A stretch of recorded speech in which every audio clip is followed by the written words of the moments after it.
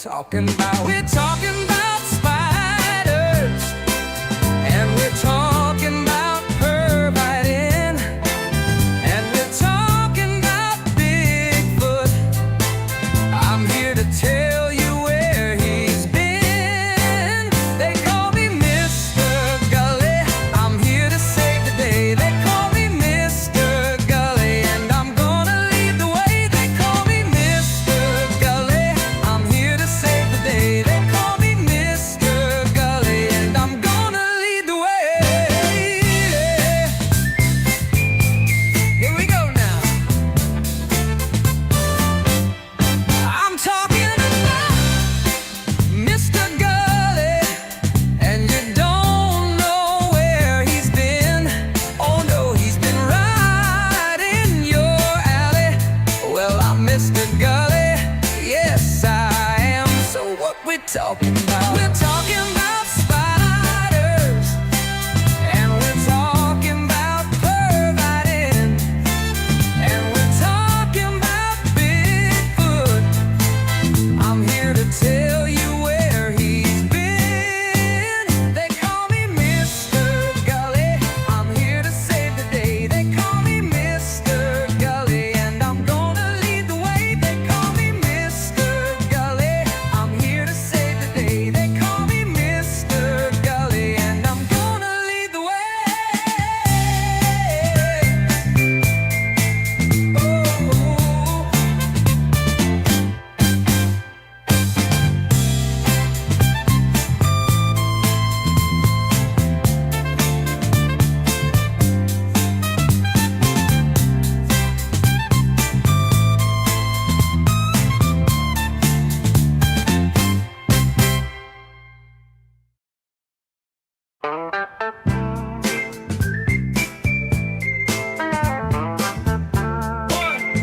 One, two, three, four. They call me Mr. Gulley. I've got something for your ear. Now it might sound kind of funny, but I'll make it very clear. So what we talking about? We're talking about spiders, and we're talking about pervitin', and we're talking about Bigfoot. I'm here to tell you where he's been. They call me Mr. Gulley. I'm here to save the day. They call me Mr. Gulley, and I'm gonna lead the way. They call me Mr. Gulley. I'm here to save the day. They call me Mr. Gulley, and I'm gonna lead the way. Here we go now. I'm talking about Mr. Gulley, and you don't know where he's been. Oh no, he's been right in your alley. Well, I'm Mr. Gulley, yes I am. So what we talking about? We're talking about spiders, and we're talking about pervitin', and we're talking about Bigfoot.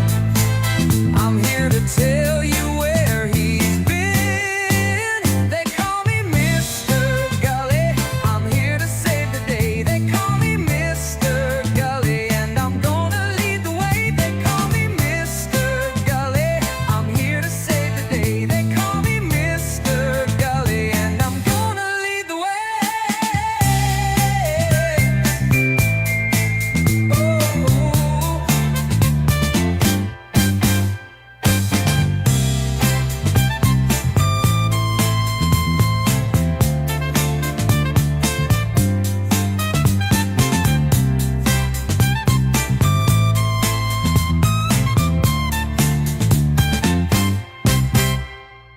Hey, everybody, what's going on? What's hot? What's hip? What's happening? What is shaking on your Wednesday? That means hump day. We here at the Tom Gulley Show hope you are receiving the full, total, and complete amount of hump that you so desperately crave and you so rightfully deserve tonight. And it's going to probably be a long one. We're going to tell you all about the Andy Griffith Show. Floyd Aunt B, Opie, the Goober, the whole gang.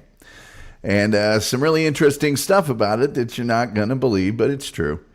And you won't believe how incredibly popular, not only today, but when it was on the air, the figures that I give you, you're not going to believe it. You're not going to believe it.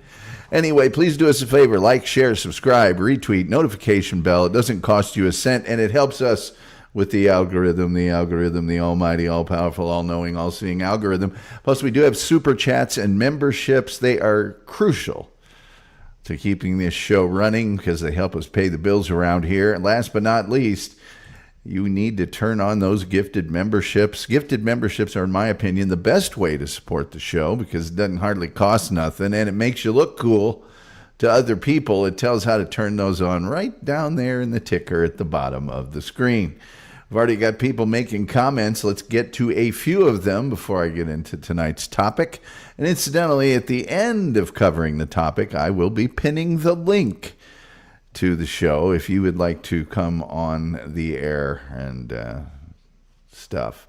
Also, while we're doing this, I'd love to hear your thoughts on the Andy Griffith Show and your favorite episodes, things of that nature. So let's get going. Jared is here from the Pod Awful Cult. He says, I was whistling this theme song about an hour ago in my office. My client said how much he hated this show. I don't mind a bit. Well, your client has no soul.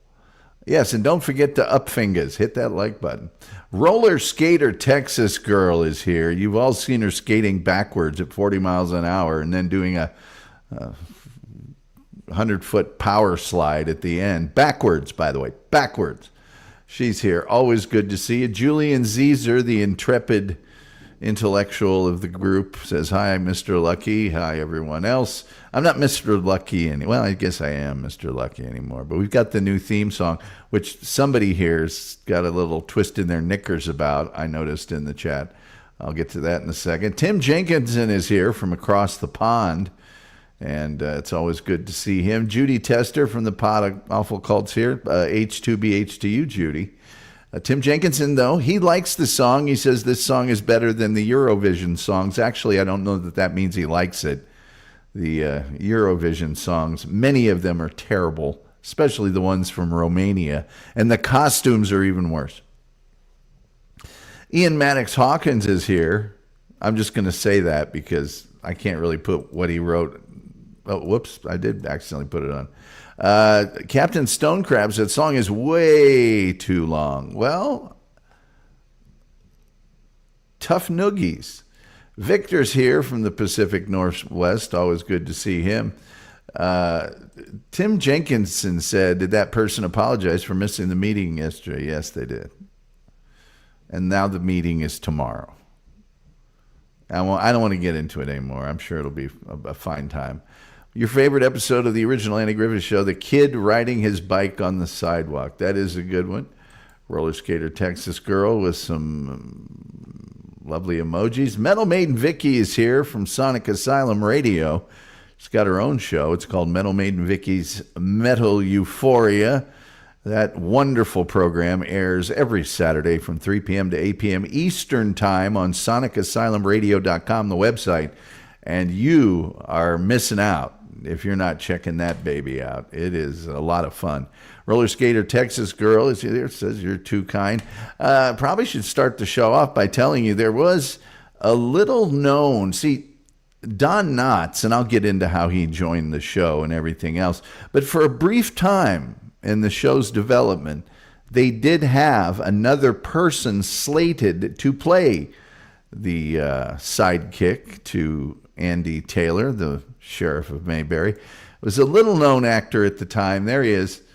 Yeah, he's another deputy they had. They said he was funny-looking, but he just wasn't quite talented enough as an actor, you see, to carry it off.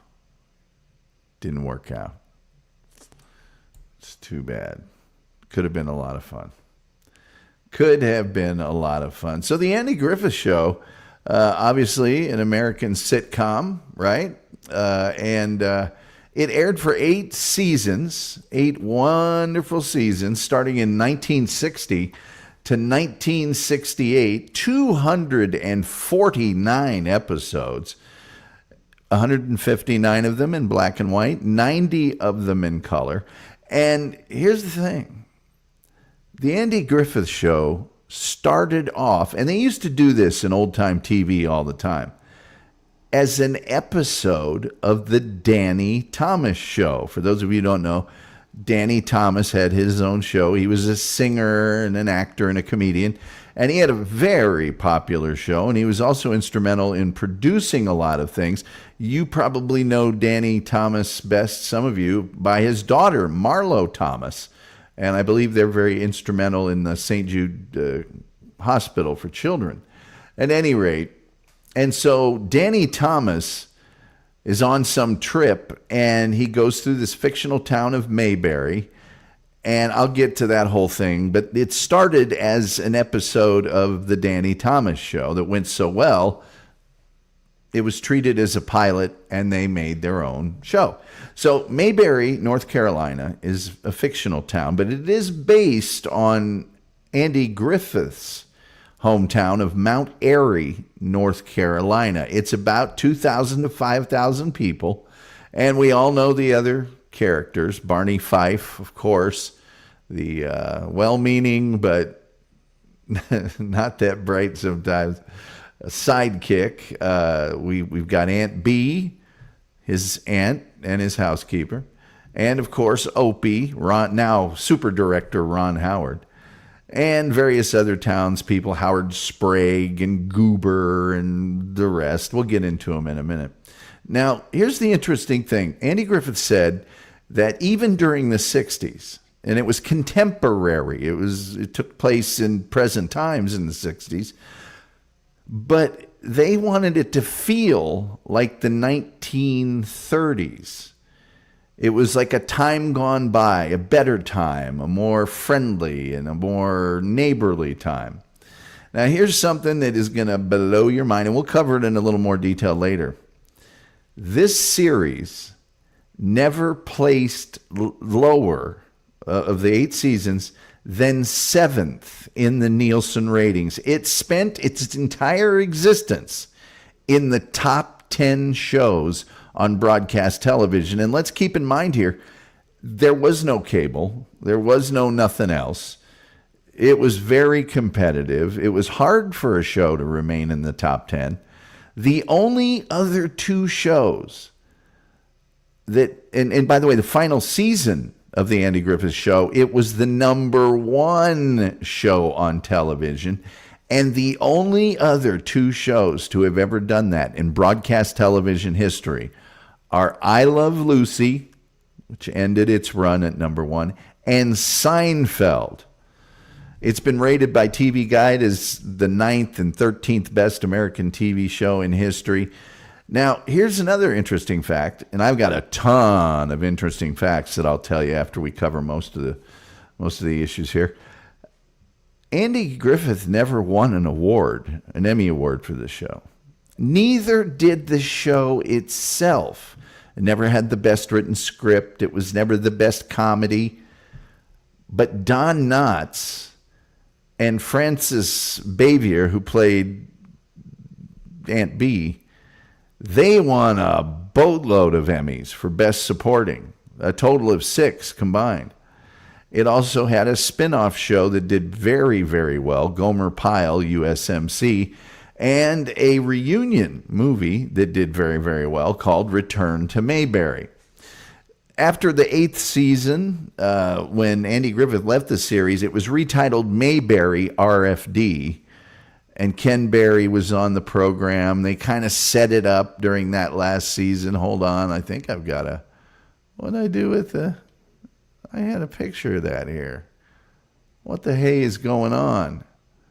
Let me see something here. 1, 2, 3, 4, 5, 6, 7, 8, 9. Well, I'm just going to have to get the picture for you. I'm sorry. My bad. A pox upon me for a clumsy lout, as they say. Let's go. Come on. Chop, chop. Let's go. I have it right here. Hold on. There we go. Here's the Mayberry RFD photo that I was telling you about earlier. Let's just get that up. Let's just get that up like this for you so it's nice and big. There you are. There's Ken Berry and the kid that played his son on the show. And And then there's, of course, Andy Taylor. Reruns. And that's, let's face it, that's where most of us saw the Andy Griffith Show, was in reruns. Well, reruns of the Andy Griffith Show are often shown on TV Land, MeTV, the CW, Sundance TV, many different outlets, even your local independent station. The episodes are edited usually to make more room for commercials, but some, like the Sundance Network, do air the complete versions. You can get the whole series on DVD and Blu-ray, and sometimes it's on other streaming services. Mayberry Days, an annual festival celebrating the sitcom, is held each year in Andy Griffith's hometown of Mount Airy, North Carolina, and people come from all over the country to celebrate the Andy Griffith Show. Now, the latest, I think we mentioned it the other day, the latest full-time, not even, the latest significant character other than Ron Howard that has passed away was the Charlene Darling on the show. And that just happened a few years ago. Right now on MeTV, it's called, what is it? Mayberry May or something. They're showing all the episodes on MeTV right now for those of you who care. Well, you know, they're doing that right this very minute. Let's get to some of your comments real quick, and then I'll proceed forward. I blame the USA for Eurovision. If the Germans would have won, I'm sure they would have banned singing competitions, except for the Horse Vessel song, I'm sure. Intelligent Counterspell says, "What's up, Tom?" I don't know, man. And he's waving and saying hi. Good to see you here, sir. Ken says, is that obvious? Is what obvious, Ken?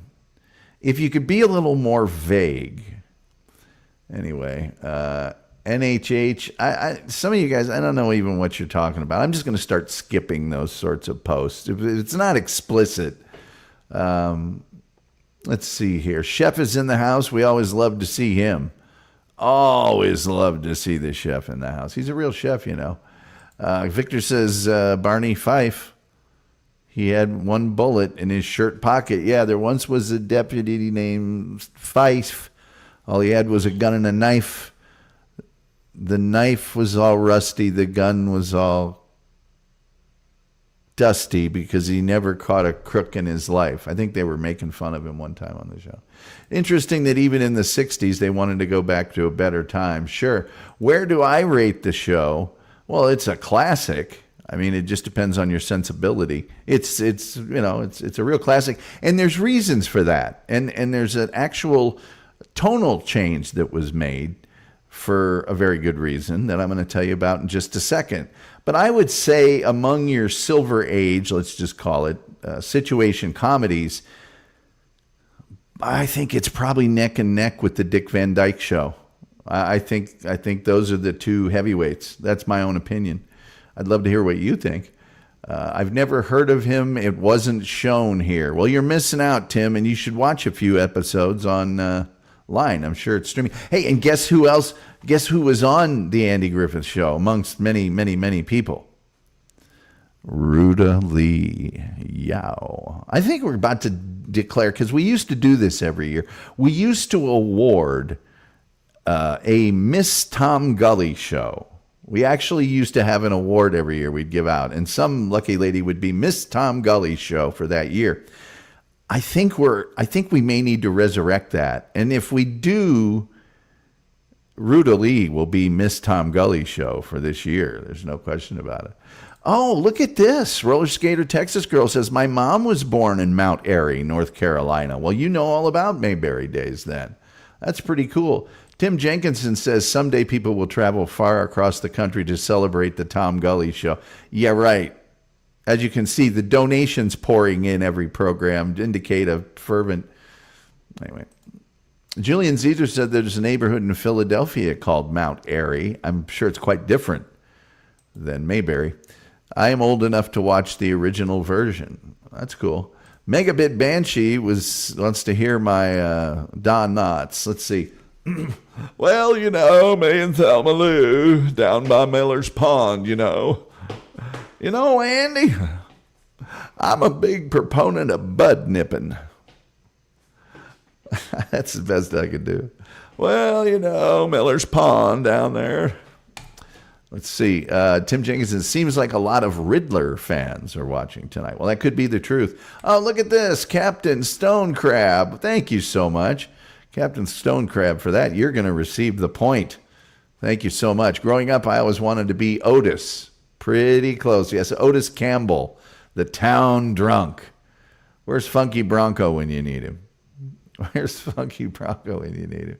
Have I shown this one yet? I don't know. Let's see if I can find a good one here. This is not a bad photo. I'll put that one up. Let's see. My apologies, Mr. G. I was responding to you in real time. Don't worry about it, man. No big deal. Julian says he'd never seen it either. Ron Howard, yes. It's almost mythical in its popularity. And one of the reasons it was so popular is this show started in syndication during its 4th year of actually being on the air. A lot of shows, particularly nowadays, but even back then, wouldn't start syndicating necessarily unless it was a show that ran forever like Gunsmoke or Bonanza. They would start syndicating after the show was over. Well, the Andy Griffith Show has been in syndication for over 60 years. Like 5 million people watch the Andy Griffith Show every single day to this day. That's just a staggering thing. It's just a wonderful thing.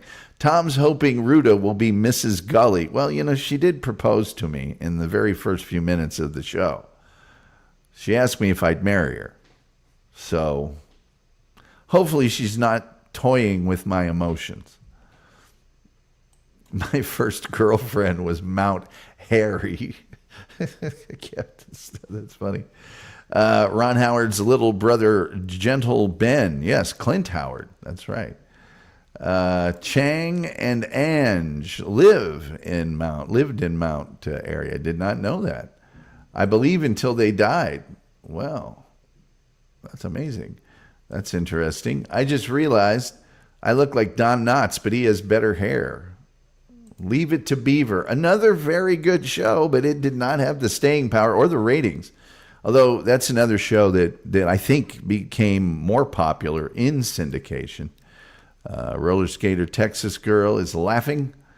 And we have Ken who says, I would say it's number 2 in iconic shows. I've never been behind I Love Lucy and ahead of Golden Girls. Well, maybe. Chef says, I'm watching and listening to your show at the same time watching the Andy Griffith Show. That's cool. Ron Howard is 71 years old. Yeah, it happens. Siamese twins, Victor and Julian Zeezer and Don Knotts. The Wolf is here. He says, hello, folks. Hello, folks. So here's the deal. How did this all get started? I told you a little bit about it, but now we're going to get into the nitty, and we'll include the gritty at no extra charge. Sheldon Leonard.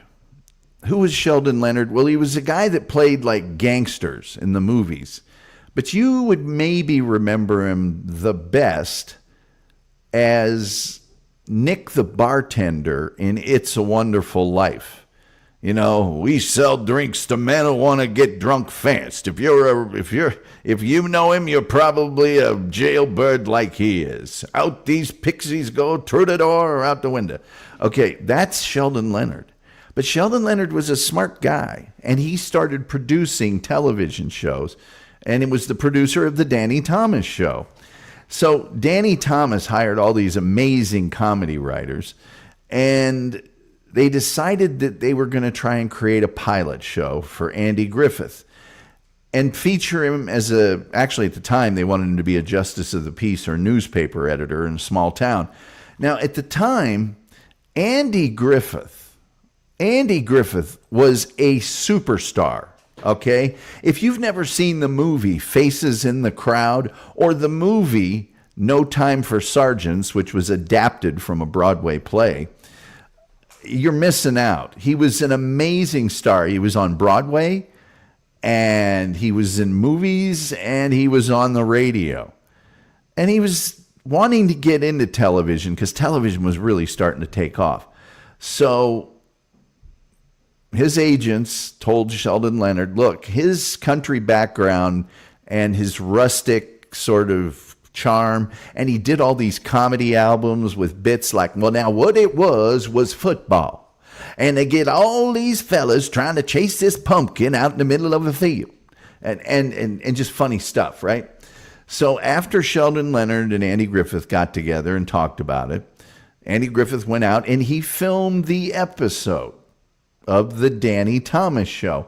And he played the fictional sheriff, Andy Taylor of Mayberry, North Carolina, who arrests Danny Williams for running a stop sign.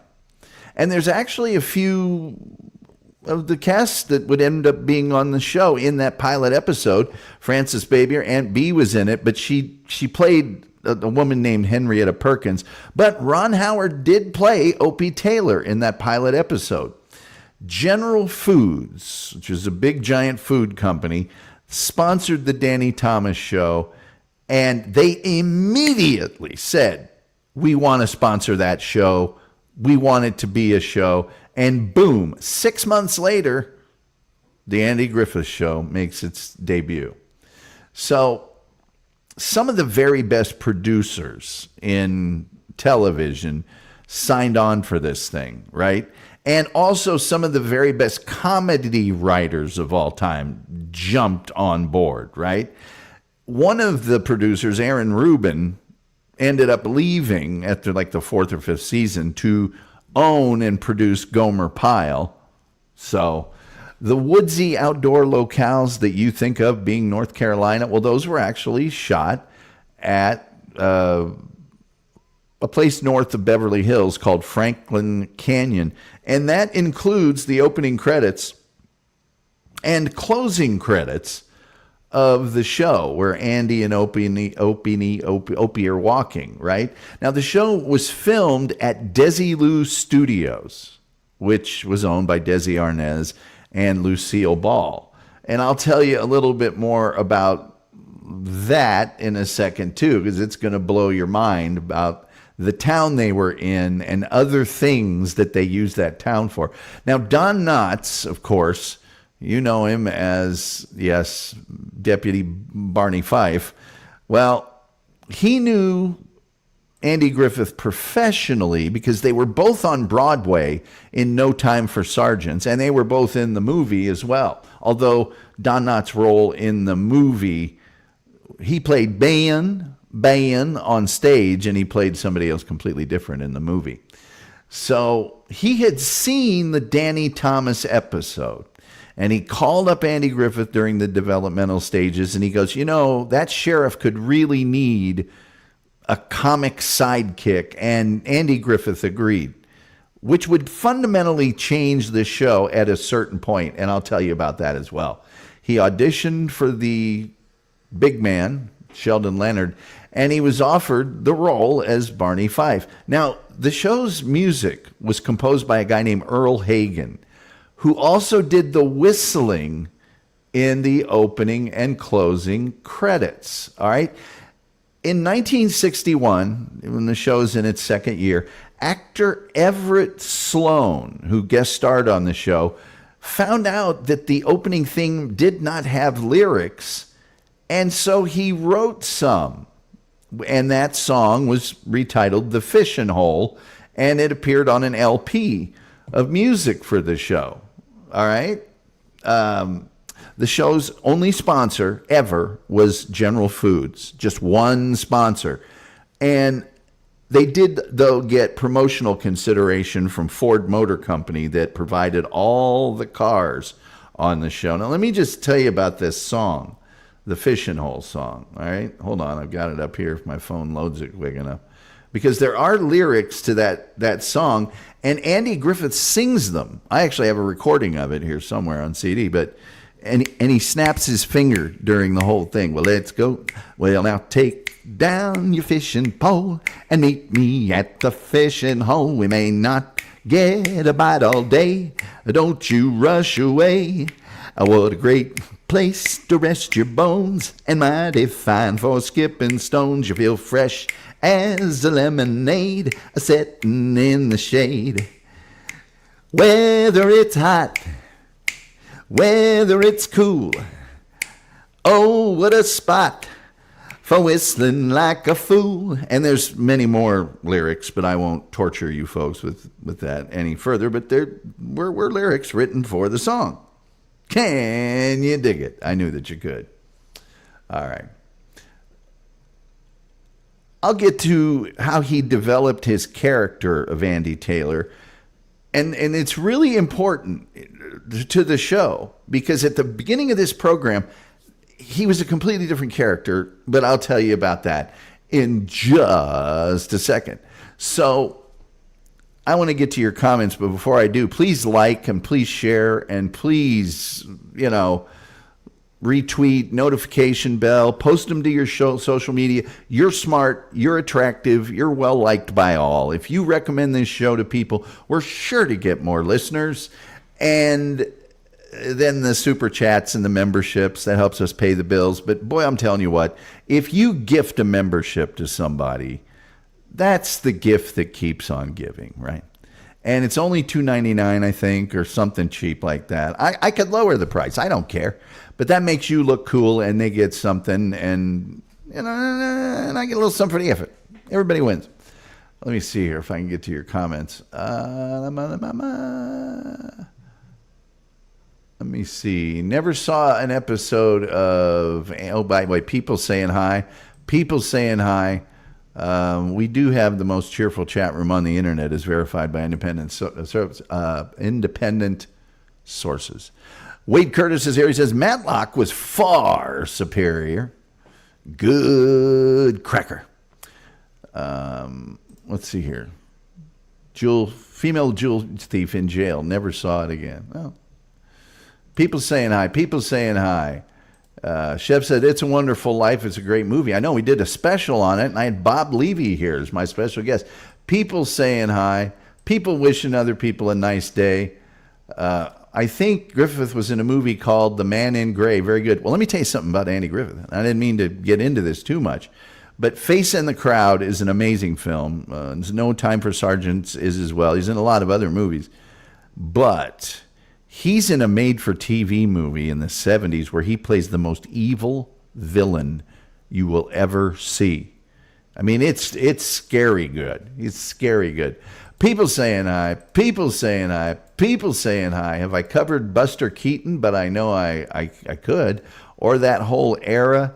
No, but if you go to my podcasts, myself and legendary film historian and critic Dr. Wes Gehring of Ball State University, we cover Birth of a Nation, which is not a nice movie. People saying hi. Melanie and Vicky did not know the theme song had words. Yes. Everett Sloan wrote them. Everett Sloan was one of the major voices on Rocky and Bullwinkle and Sherman and all that stuff. Let's see here. Ken has got some sort of emojis that I can't determine here on StreamYard. And people saying hi. So anyway, when the show first started, right, when it very first started, Andy Griffith was like a very heavy-handed, unworldly country bumpkin. He was kind of an idiot. He'd grin from ear to ear, and he'd say, now, what you got to realize is when you pump that tire up, I mean, he was kind of a hillbilly. And it was very similar to what he did with his popular monologues like Romeo and Juliet. And I went to the stage and I seen these two people come out. And he gives these very country bumpkin descriptions of things that we find common, like what it was football. And these convicts come out and they whistled at the middle of the field. He's talking about the refs. And they got this pumpkin out. And these two teams, I never seen a fight commence over a pumpkin like this. Anyway, that's what he was like. But he gradually abandoned that character and became more serious and thoughtful and wise. And here's what one of the producers, Aaron Rubin, said. He said he was being that marvelously funny character from No Time for Sergeants, Will Stockdale. It's a role he did on stage and film. And one day he said, my God, I just realized that I'm the straight man. I should be playing straight to all these kooks around me, like Barney and everybody else. He didn't like himself in the first year reruns, and the next year he changed completely and became sort of a guy that was above it all, a guy that was smarter than the rest of them, but not in a condescending way, kind of celebrating their foibles. As he stopped being unsophisticated, he started to, instead of having his own problems that he needed to solve, he solved problems of the townspeople and Aunt Bee and Opie that were the result of their temperaments or their philosophies, or their attitudes. And so consequently, everybody around Andy Taylor was having a problem, and he was rock solid, coming in there, solving problems, mediating, advising, sometimes a disciplinarian, and always a counselor. Always a counselor.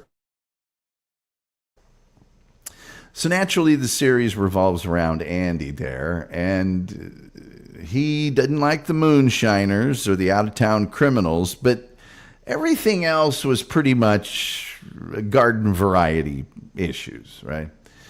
He's got the inept deputy, Barney Fife, who actually, and they don't make a ton of a deal around this, but Barney Fife is actually Andy's cousin and his best friend.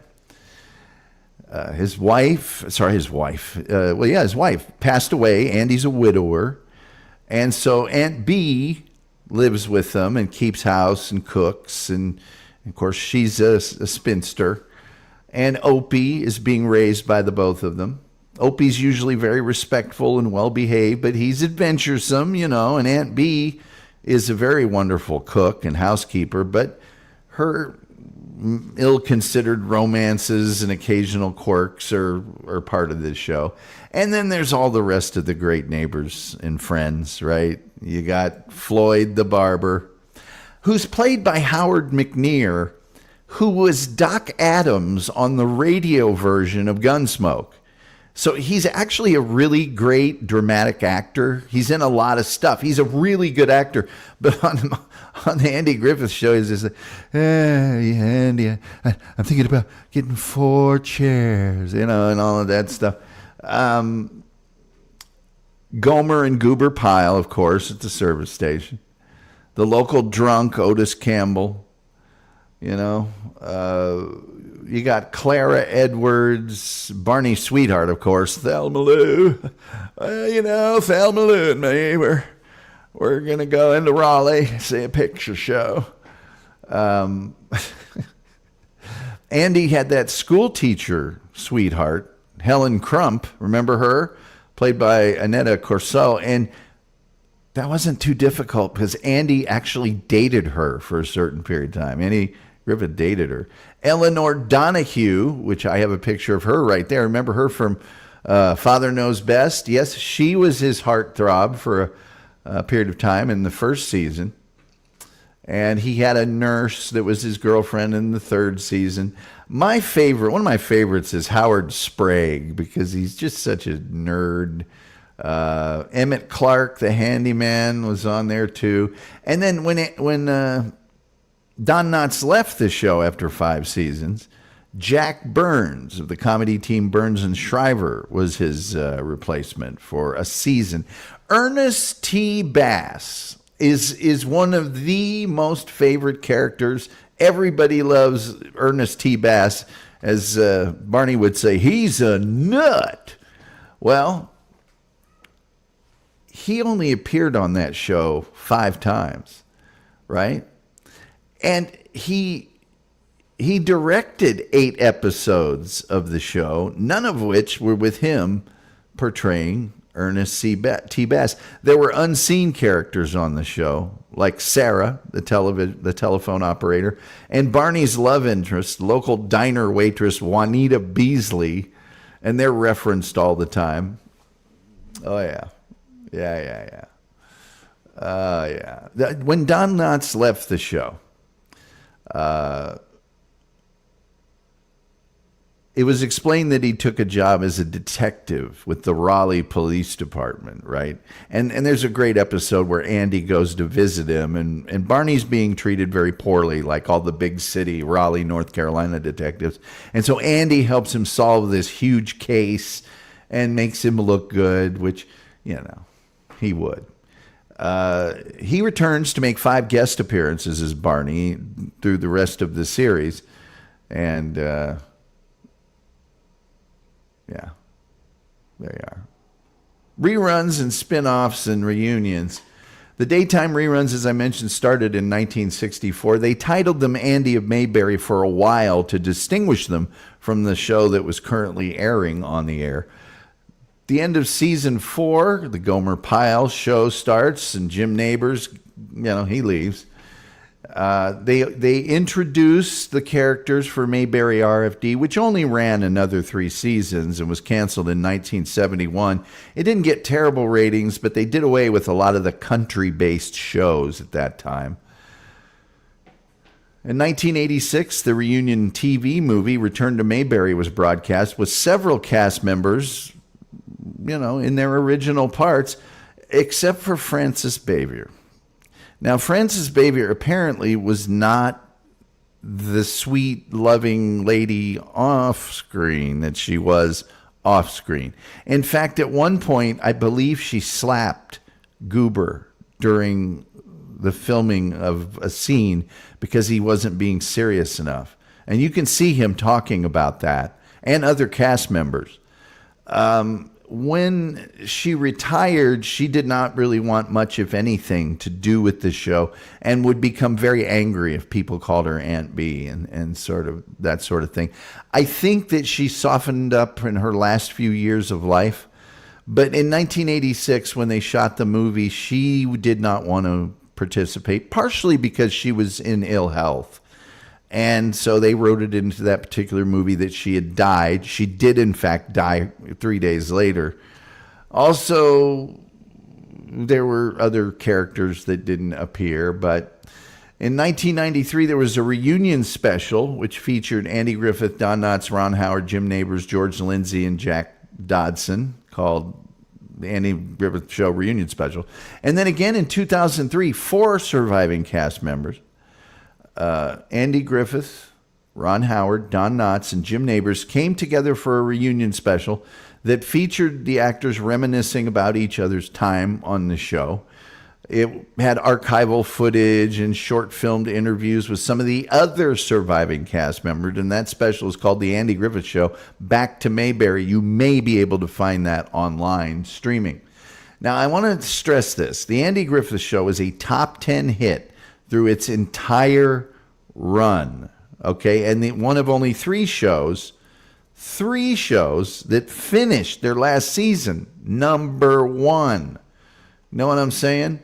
Little merchandise, very little merchandise, because Andy Griffith did not want to break the fairy tale of Mayberry.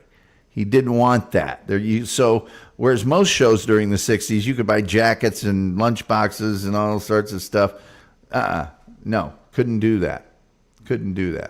I mentioned Mayberry Days, which I'm sure roller skater Texas girl knows about, in Mount Airy, North Carolina. A week-long celebration.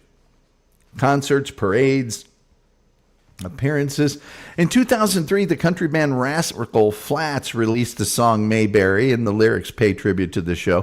The 1989 song Floyd the Barber by grunge band Nirvana features multiple references of the characters throughout the show, including Floyd, Barney, Opie, Andy, and Aunt B. Drake references the show's theme song in his 2009 track Best I Ever Had. The cable TV network TV Land erected bronze statues of Andy and Opie in Mount Airy and Raleigh, North Carolina. The Taylor Home Inn in Clear Lake, Wisconsin is a bed and breakfast modeled after the Taylor's house. The Mayberry Cafe in Danville, Indiana features Aunt Bee's fried chicken and a replica of Andy's Ford Galaxy police car. There you go. In 2021, the original feature film Mayberry Man was produced by the children of actors from the Andy Griffith Show, featuring Mayberry tribute artists set in a fictitious modern-day Mayberry. Look for that one online as well. I'm not even going to go into the ways you can see this. You can see it on many streaming services. It's available in Blu-ray. It's available on DVD. It's available any way that you can serve it up. It really, really is. Now, let me take you through some deep, deep trivia after I get to the nitty and the gritty of a few more of your comments. Tim says, you are really good at covering actors. Well, thank you. I liked Otis riding a cow. I like the fact that they put him in the cell, but they didn't lock the door. That's what I like. Ernest teabag. Does he? I never heard that. Boy on a bike throwing a tantrum, learning scene. Yeah, he tells his dad to take him out behind the woodshed. And he does. Ken says, so Kyle Lane sold Aunt Bee's act. That show really did resonate. I guess. I don't know who Kyle Lane is. Was there any foul play involved in her death? Maybe they took her out. No. Tim Jenkinson says, are any of you from Sacramento? Victor says he's from the West Coast, not Sacramento. Sacramento, of course, being not only the capital of the state of California, but it was where the TV show 8 is Enough was set. And, Dick Van Patten was a writer for the Sacramento Bee, or the newspaper there. That was his job. World's Strongest Man starts tomorrow there. That's pretty cool. I mentioned that Andy was originally a different, kind of guy, and deciding to be a straight man for Barney changed the show. Now, initially, Don Knotts did not have a contract to be on the Andy Griffith Show. He joined that show on a handshake deal. Now, later on, a formal 5-year contract created the runaway success of Barney Fife. Ron Howard learned to cry as a child actor using a psychological trick to cry on cue. He would think about losing his real-life dog, and then he would start crying. Despite their on-screen warmth, as I mentioned earlier, Frances Bavier and Andy Griffith had a very cool relationship off camera. She found the on-set environment too relaxed for her more formal theatrical background. And that's important, too, because Andy Griffith had done some TV shows, and he found them to be pressure cookers. He didn't want anything to do with them, right? And so he mentioned this to Sheldon Leonard and said, well, you're the star of the show. Whatever you say goes. They will follow your lead. If you want it to be laid back, it's going to be laid back. That's what part of being a big star on a big show means. Well, that set was famously laid back, famously friendly, and everyone got along. Frances Bavier, though, didn't want any part of it. And so she had kind of a chip on her shoulder during the entire thing. Even though she plays this milk of humankind is so sweet, you get cavities looking at her. Off screen, she was not very nice. And at one point she slapped Googer, just physically struck him. And apparently the whole cast just was so turned off by this that she had to come out and apologize after a few weeks because she was getting the cold shoulder like crazy. Now, the guy who played Goober originally auditioned for Gomer, George Lindsay.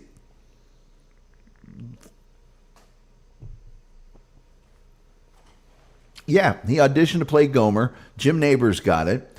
And then so he was brought in as Goober, Gomer's cousin, to fill the gap after Jim Nabors went to be on Gomer Pyle USMC. I mentioned that Annetta Corso and Andy Griffith, that on-screen chemistry, It wasn't fake. They had a real life romance during the show's run. I mentioned that the guy who wrote the theme song, Earl Hagen, he actually did the whistling too. I can't whistle to save my life. And this guy wrote the song and did the whistling and wrote I Spy and wrote, the Mod Squad and a whole bunch of other TV theme songs. The Mayberry town set there on Desilu in Culver, California, was the same backlot that was used in Gone with the Wind. Yes, they used all those buildings and stuff in Gone with the Wind.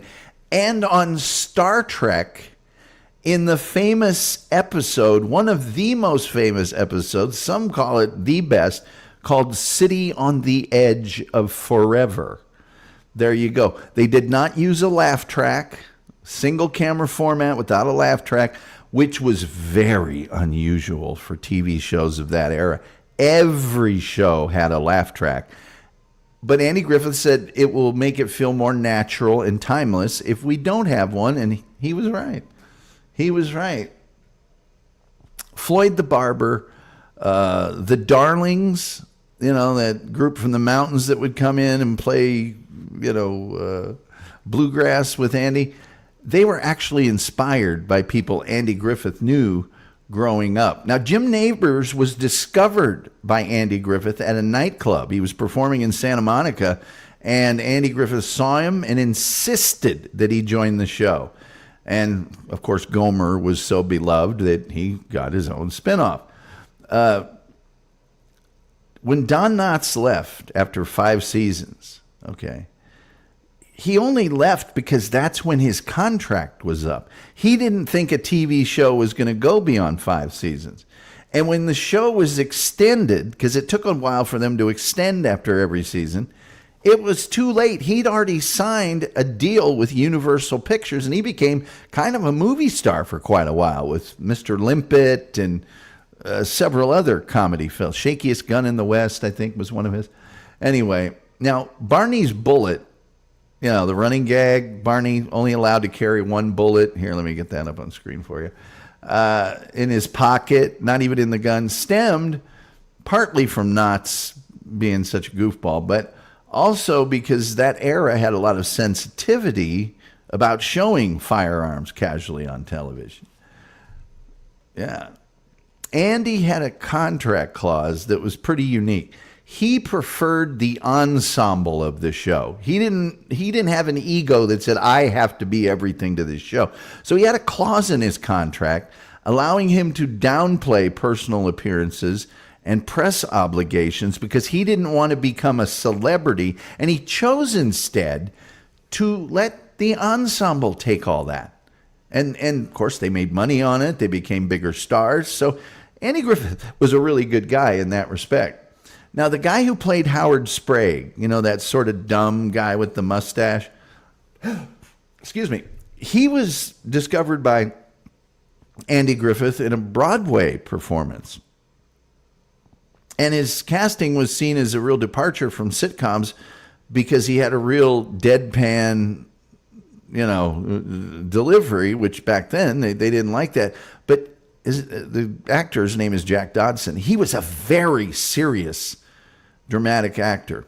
Now, if you remember the Darlings, that group that would come in one episode, they wanted a shotgun wedding with Andy and all of that. They were the bluegrass family on the show. They were actually played by the real bluegrass band, the Dillards. And that group on the Andy Griffith Show are very often credited with helping bring bluegrass music to the population in general, making it very, very, very popular. Now, Opie, how did he get the name Opie? Pretty weird name, right?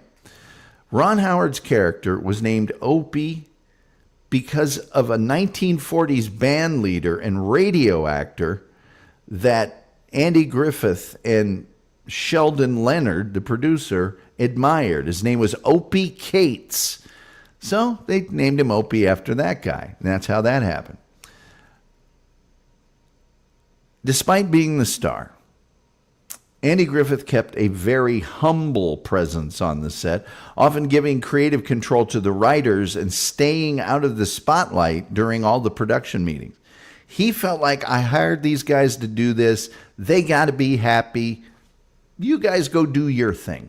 He didn't have the kind of ego that was going to trump all over everybody. Let's face it, the guy had a tremendous career on his own. Before the show even started, he didn't need that satisfaction. He'd already developed his comedic character. He did the No Time for Sergeants thing. He did, I'm telling you what, Face in the Crowd. Oh, is that a good movie? If you've never seen it, and you get to see a young Lee Remick, and Walter Matthau and Patricia Neal. But, so he didn't need it. Did what he wanted. Anyway, that is just a little bit about the Andy Griffith Show. Now I'll get to your comments, and then we'll open up the link. Yeah, we'll open up the link. Let's see here. Melmain Vicky says, 8 is enough. The very first episode is nuts. Mark Hamill's the eldest son, and the actor hired to play Tommy prior to Willie Ames is just frightening. It really is. We spend our days like bright and shiny new dimes. There's a plate of homemade wishes on the kitchen windowsill, and 8 is enough to fill our lives with love. Anyway, like the original Eddie Munster. It's kind of the same thing, yeah. Aunt B was from Siler City, North Carolina. Hey now, crappy at life. Give me a break, man. Come on, dude. You're more eloquent than that. Don Knotts had the best facial expressions on the Andy Griffith Show in Three's Company, very much so. I don't know which episode you're talking about. That crappy at life. I'm sorry. Yeah, Victor's dad apparently liked Andy Griffith. Thought he was talented. Spock's brain is better. Many people think Spock's brain is one of the worst episodes, champ. I hate to tell you that. I like Spock's brain. I think it's a great one. But his brain, Jim. Oh, let's see. Live long and prosper. You had it right the first time. Love the Peg episodes. Barney Men's A Broken Heart is top 5. Peg, Lydia, and the Fun Girls all in one episode. Oh, yeah. Yeah. Well, the episode where... Is that the episode where the girls that are robbing something take Barney hostage with the other dude? I just saw that again recently. It's so hilarious. Come here, doll. Don Knotts walked so Steve Buscemi could run. That's very, very, very funny. Crappy at Life says, Andy Griffith had a Stay Humble decal on the back of his lifted pickup truck right below his Instagram tag. I don't think that's true. Melmain Vicky says her sister loved bluegrass music. She and her husband used to travel to the Merle Fest in North Carolina for a few years. That's pretty cool. Julian Caesar likes the bluegrass. Do you like Del? Oh, gosh, I'm going to forget his last name now. Del, he did an album with Steve Earle. Del, let's see, I'll find out his name. Del McCoury. Yeah, I have that album with Steve Earle. Not my fault they're wrong. Brain and Brain, what is Brain? Not Del Reeves. Although Del Reeves, nice pull there, Crappy at Life. Del Reeves does one of my favorite songs. What's it called? It's One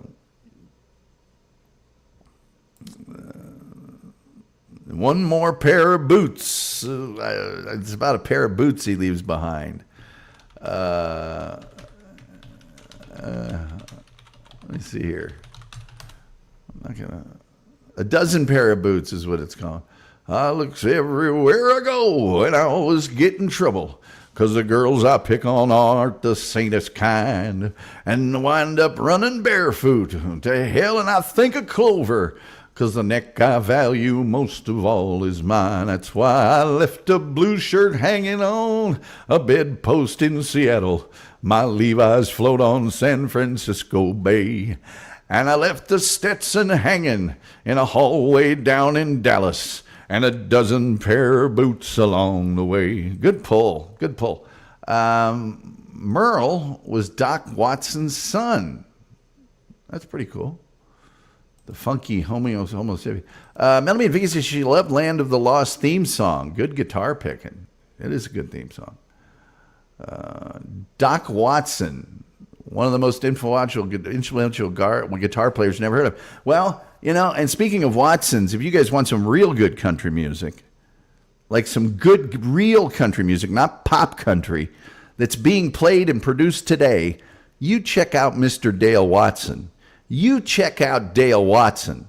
I'm telling you what, Dale Watson he's the truth, man.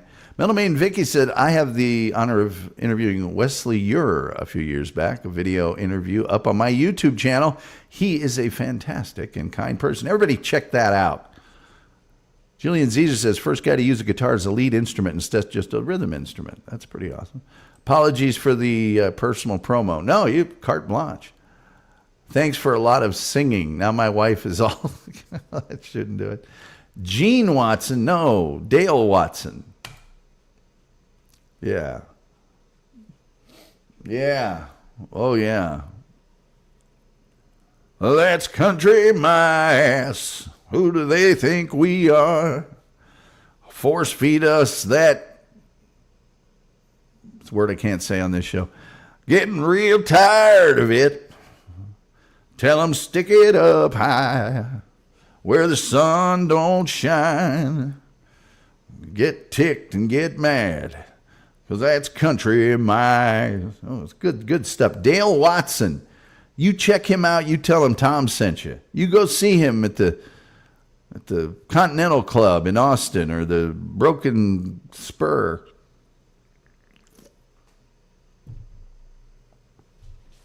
Or is it the Silver Spur? Lead guitars for dudes who can't remember their chords. Hey, now. Did Andy Griffith or Don Knotts play any instruments? Middle Main Vicky, the episodes where the Darlings show up, Andy plays with them. He picks and plays with them and sings bluegrass with them. Yes, Andy Griffith could play at least the guitar. A lot of back then people that play guitar also played piano. But Andy Griffith was a recording artist. He didn't just do spoken word. He did songs and such.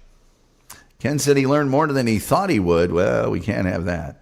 I haven't watched an episode in so long. I should check some out now. She's forcing you to do unmentionable things. Well, first of all, thank you for not mentioning the unmentionable. Second of all, you're welcome. Griffith made several albums. Oh, yeah, a lot of them. That's what I figured, but I just didn't remember those particular episodes. I didn't remember those particular episodics. I'm going to put the link up here real quick. By the way, tomorrow night, Bill Hicks, Friday night, will be the Gulf of Tonkin incident. All you people that want me to do conspiracy theories and conspiracies, I'm going to do one Friday night that's an actual true thing that actually happened in the real world. Not one of these Bigfoot things you're all so much into. Yeah, that's going to occur. The Gulf of Tonkin incident, which pretty much started the Vietnam involvement, or escalation at least, of the U.S. Let me see here. Let me pin that message. I pinned it. Tap it 3 times. Mostly religious music. Let me tell you about Alex Jones. It'd be easier for me to get Alex Jones on this show at this point. Gulf of Tonkin is the gateway to conspiracy. No, it's an actual thing. It's an actual conspiracy. Can't wait. Crappy at life. I can't put that up there. That ain't cricket. Bigfoot. Been there, done that. Yeah, we did Bigfoot, which isn't real. Some people will actually on this show tell me that Bigfoot's a woman, and I'm like, you're genderifying Bigfoot? Dude, that's not my thing. That's your thing. That's fine. I don't, you know what I mean? I don't have that. Yeah, here's another one. Let me tell you about this building that started burning and then collapsed with a bunch of flaming jet fuel and wreckage on it. Well, that's a shocker.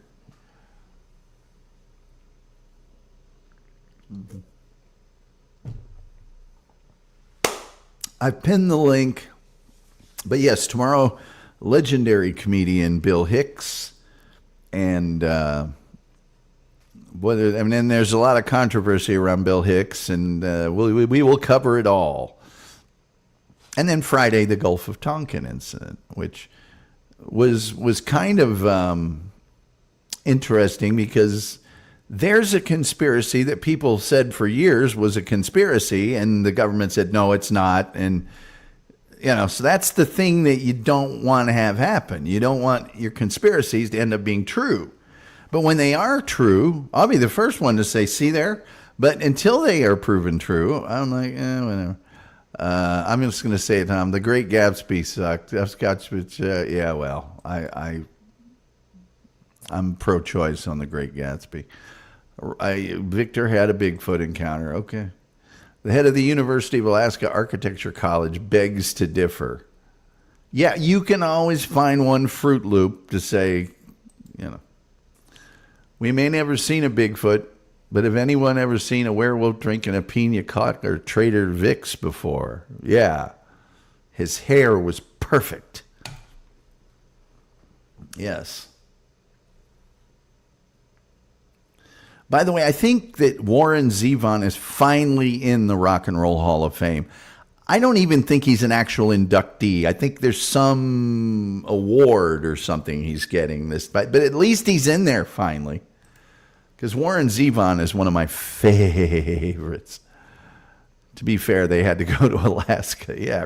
What does a guy in Alaska know about a major, the world's largest building collapsing? Anchorage, the tallest building, has 4 stories. It howled. Ow, werewolf of London. Metal Man Vicky says, I have a strong dislike for the Rock and Roll Hall of Fame. I do too. However, as a place to go, it's kind of cool. They have all of the actual costumes used by all of these famous acts that are on these like mannequin-y things. You can walk right up to them, and there's some cool things in the museum. It's just when they induct people, man, they induct people that aren't rock and roll. If they called it the popular, music Hall of Fame, I'd have no problem with it. But there's some people that are, not in there that should have been in a long time. Sentimental Hygiene is an okay album, I guess. But agreed that Warren Zevon should definitely be acknowledged. Yeah. Let's see here. I'll find out what's going on there. Zevon Rock and Roll Hall of Fame. There we are. He will be inducted in 2025. He will receive the Musical Influence Award, recognizing his significant contributions to the development and perpetuation of rock and roll. The Hall of Fame has acknowledged that his music and performance style have directly influenced, inspired, and evolved rock and roll. So he is actually in the class of 2025. Yes. Yes. Come on, man. I agree, Tom. I wouldn't mind visiting the museum if I ever find myself in Cleveland again. There you go. I hope Peter Frampton gets in. He may be in. I don't know. I don't pay attention anymore. I know Elvis Costello and the Attractions are in. Peter Frampton lived in my hometown for a long time, says Metal Megan Vicky. That's pretty cool. Yeah. What's the song?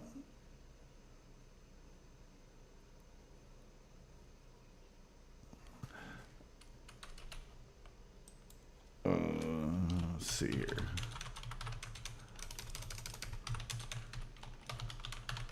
A lot of people have had hits with Poor, Poor, Pitiful Me. by Warren Zevon that Linda Ronstadt had a hit with. There's a lot of stuff like there. Frampton Has Girl Hair. There's a really good Warren Zevon concert that you can see on Music Vault or Concert Vault on YouTube from about 1980, maybe 81. And it's a full concert, and it's amazing. Cool Metal. Girl Hair. Frampton Has Girl Hair.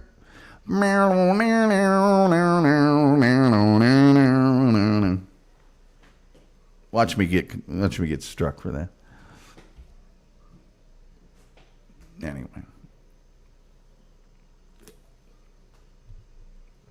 Who knows what the show would have been like if they'd had just kept that little known actor to play. I don't know, maybe they'd have named him something else. Could have been Barney Fife. I don't know. I'm not God.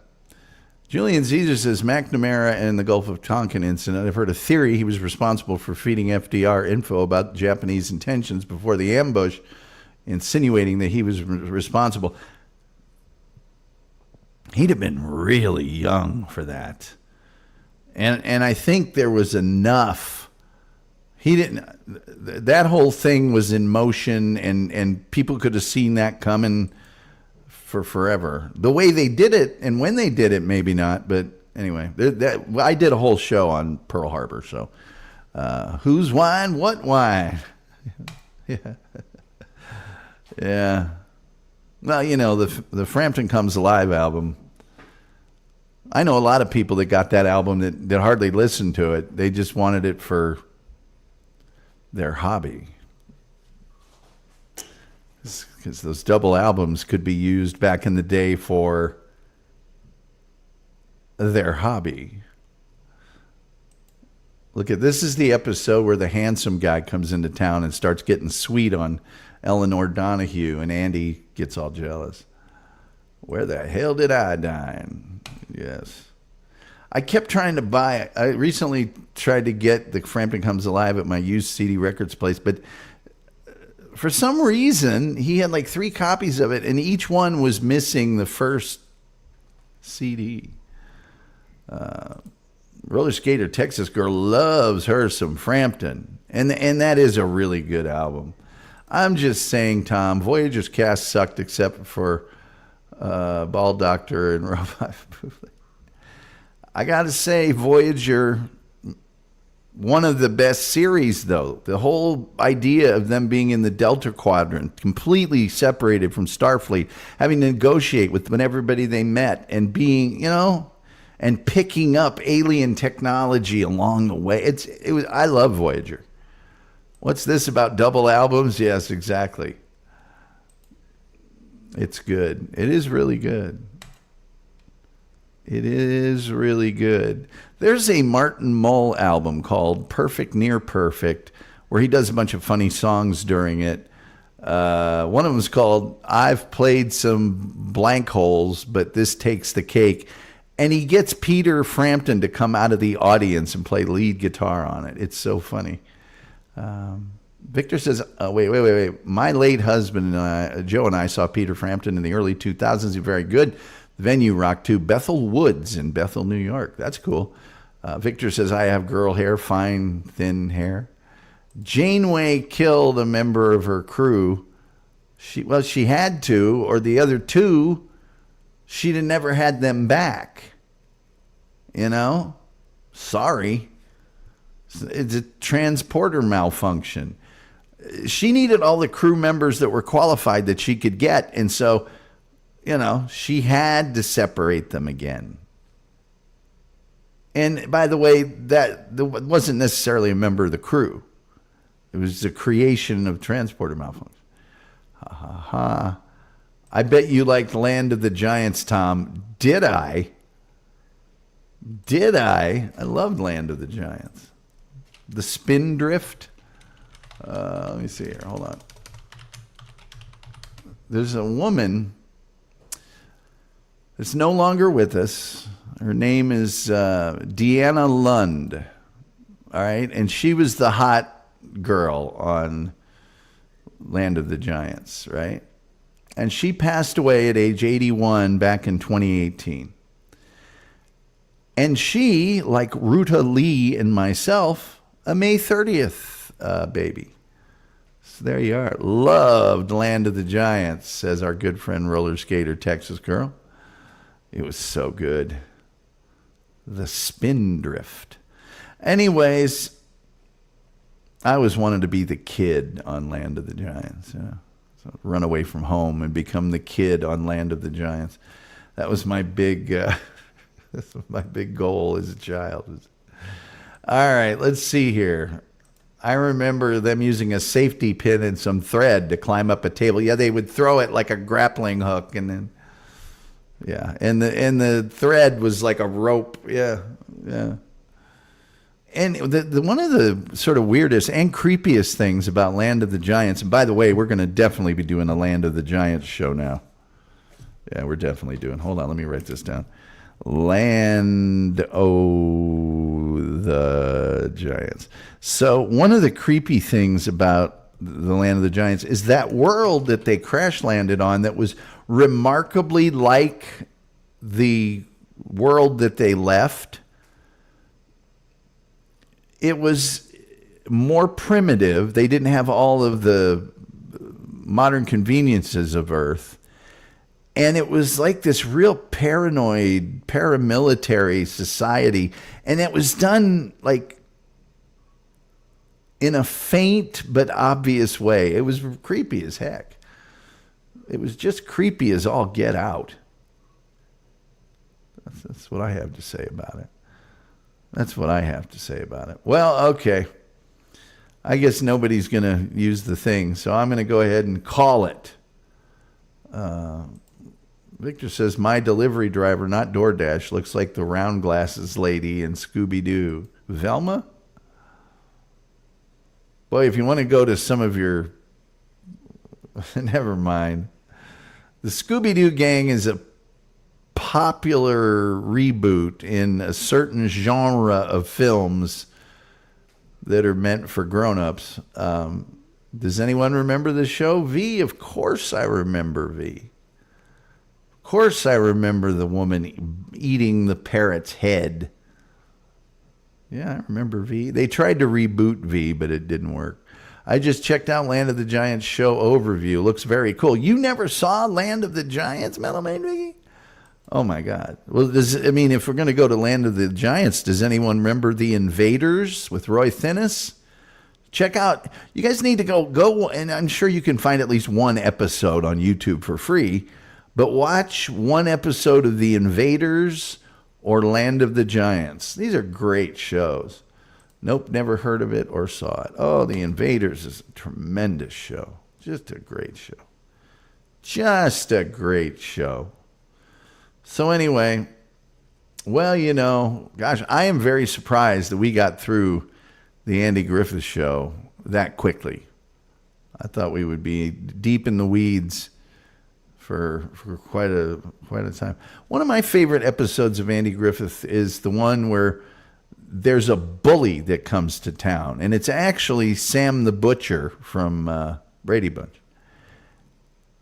And he really threatens Barney. Like he's going to beat him up and he's doing this and he's going to do that. And Andy stands up to him first and says, leave him alone. And he's like, well, Sheriff, you can't fight all his battles and blah, blah, blah. And at one point, Barney's had enough. And the guy sort of is following him way outside of town in the middle of nowhere. And Barney pulls over. And he says, you think you're a pretty big man. Well, let me tell you something. Nothing's bigger than this right here. Now, you may not respect me, but you better respect this. And if you don't think you need to, you just try me. And the guy looks at him like, whoa, God, ooh, this goofy little dude he's getting up in my business. He's up in my grill. I love that episode. Absolutely love it. There's a bunch of episodes I really like. There's one where he gives Opie a spanking for something. And you guys remember the bicycle one that Andy writes the ticket, and the kid comes in and he's yelling at Andy, and I'm not going to do this and I'm not going to do that. And Sheriff, I don't know what to do. And he's like, well, there's a little woodshed out back. If you want to take him out there, I guarantee you that'll solve your problem.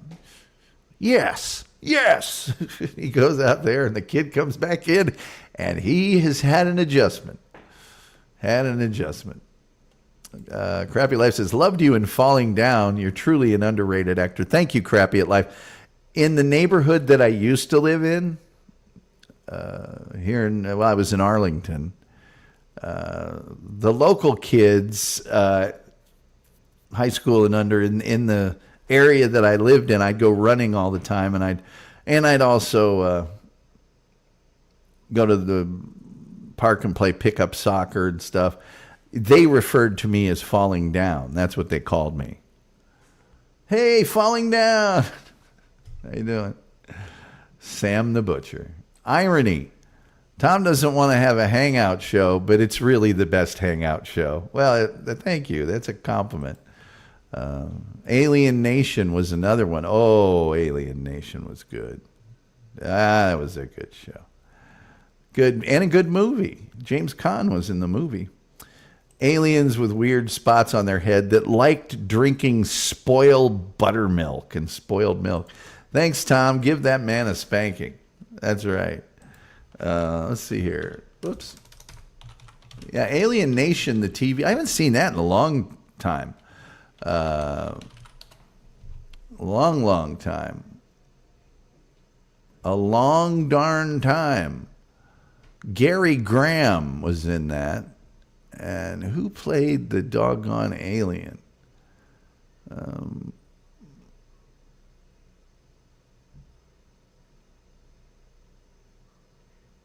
Eric Pierpont. Let's see, who played it in the film? Mandy Patinkin played the alien in the film. James Caan played the detective. Tim Jenkins says, I was young when that came out. I was young when everything came out, man. I am no longer. I am no longer. No.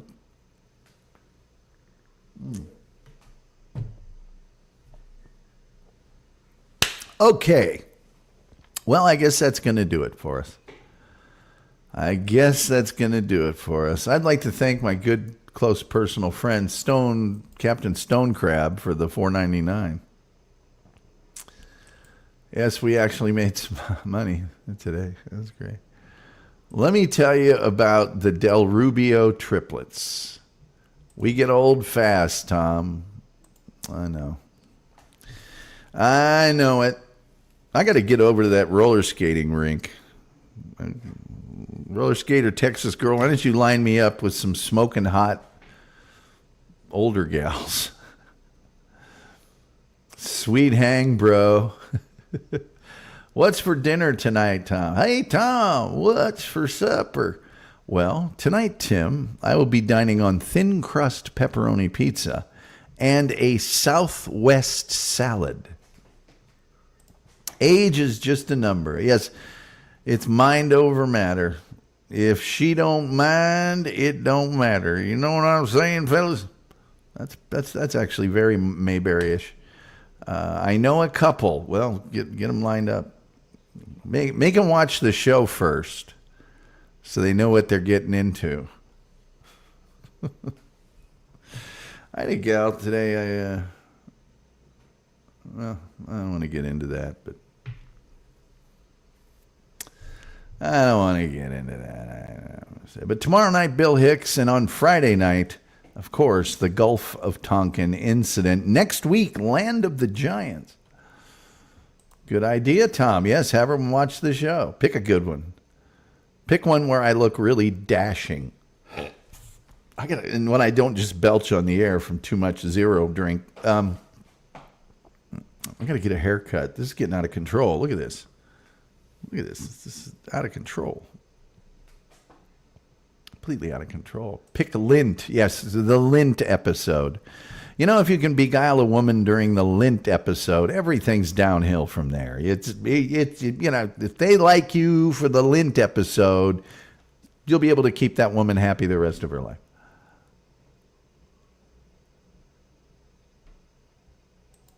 Let me tell you about who runs international finance. Well, banks, please. Solve that one. Sweet as you please. I didn't take nothing. Hey, please like, share, subscribe, retweet, notification bell. It's an easy thing to do. It really helps us out with the algorithm. And man, we need the help. I ought to have at least 2,000 followers by now. I feel like. And I've got like 1,100. Well, almost 1,200, I guess.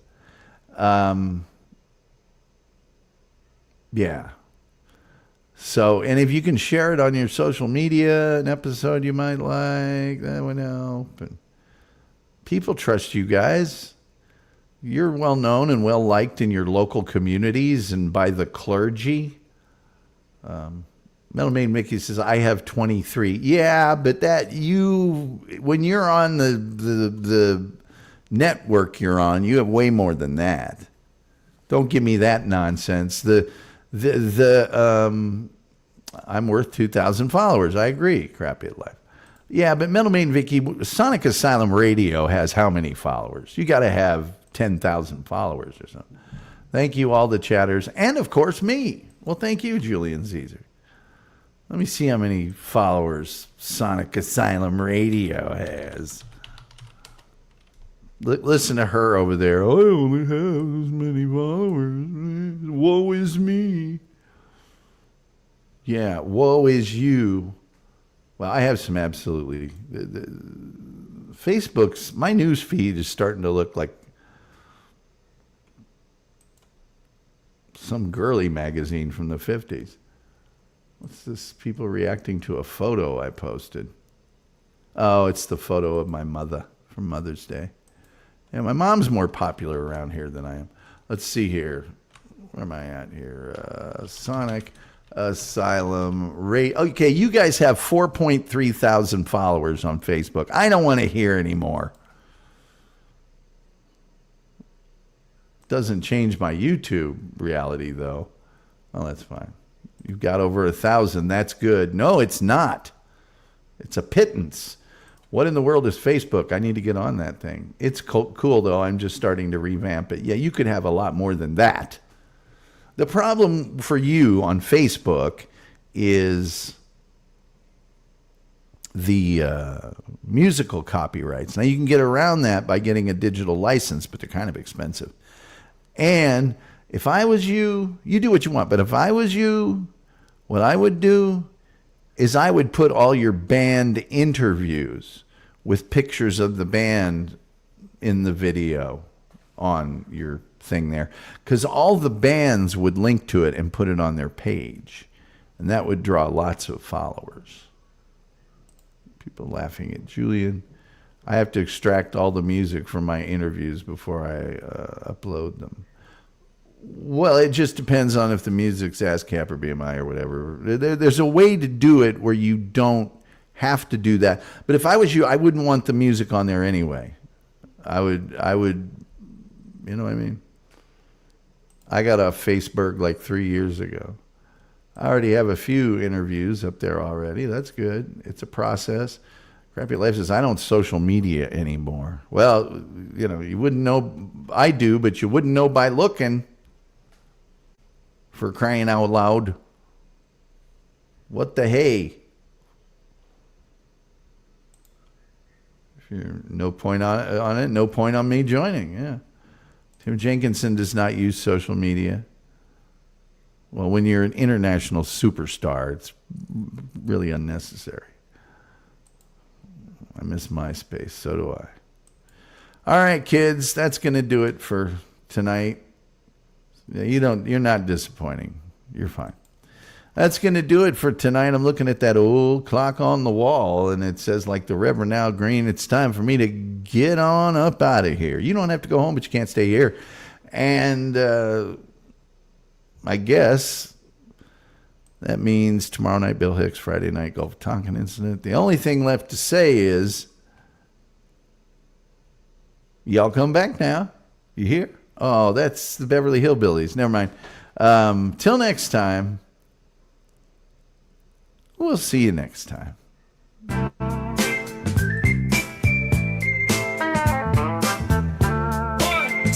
One, two, three, four. They call me Mr. Gulley. I've got something for your ear. Now it might sound kind of funny, but I'll make it very clear. So what we talking about? We're talking about spiders, and we're talking about pervitin', and we're talking about Bigfoot. I'm here to tell you where he's been. They call me Mr. Gulley. I'm here to save the day. They call me Mr. Gulley, and I'm gonna lead the way. They call me Mr. Gulley. I'm here to save the day. They call me Mr. Gulley, and I'm gonna lead the way. Here we go now. I'm talking about Mr. Gulley, and you don't know where he's been. Oh no, he's been right in your alley. Well, I'm Mr. Gulley, yes I am. So what we talking